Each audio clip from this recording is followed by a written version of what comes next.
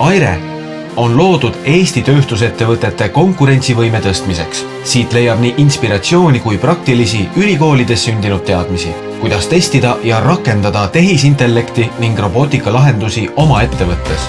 Selleks on loodud AIRE demoprojektid, näiteks Tartu Ülikooli Tehnoloogia Instituudi ja tehnoloogiaettevõtte Janu Robotics koostöö. Teenindusroboti liikumistrajektoori sujuvamaks muutmine tehisintellekti alusel.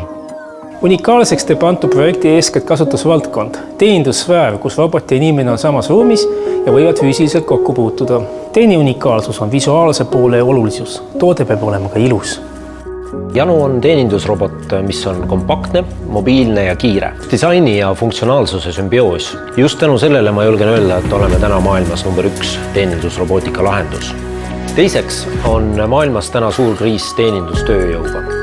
Seega me lahendame reaalselt ühte suurt probleemi, sest robot erinevalt inimesest saab töötada 24/7, küsimata palka ja andmata järgi ka teeninduskvaliteedis. Robotkäed jõuavad kasutusvaldkondadesse, kus nad töötavad inimestega koos ja teevad liigutusi, mida teeb ka inimene. Inimesi häirib, kui robotkäsi teeb liigutusi ebaühtlaselt.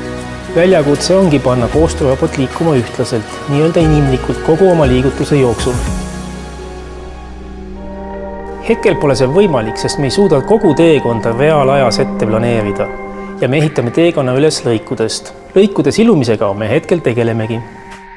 Collaborative ehk koostöörobot, mida meie kasutame, on turvaline ja mõeldudki inimestega koos töötamiseks. Taolist roboti rakendamist avalikus ruumis, näiteks teeninduses, on aga midagi, mida pole eriti varem täna tehtud.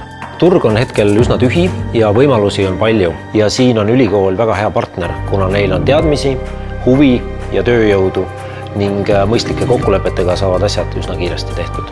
Kuid see kõik on alles algus.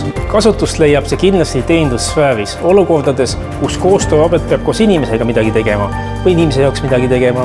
Olukorrad, kus turvatunne ja esteetika on peale ohutuse ja efektiivsuse olulised. Ehk suure tõenäosusega tulevikus teenindavad meid just robotid. Just sellised demoprojektid, teenindusroboti liikumistrajektoori sujuvamaks muutmine tehisintellekti alusel, aitavad AIREL seista kogu Eesti tööstuse arengu ja innovatsiooni eest.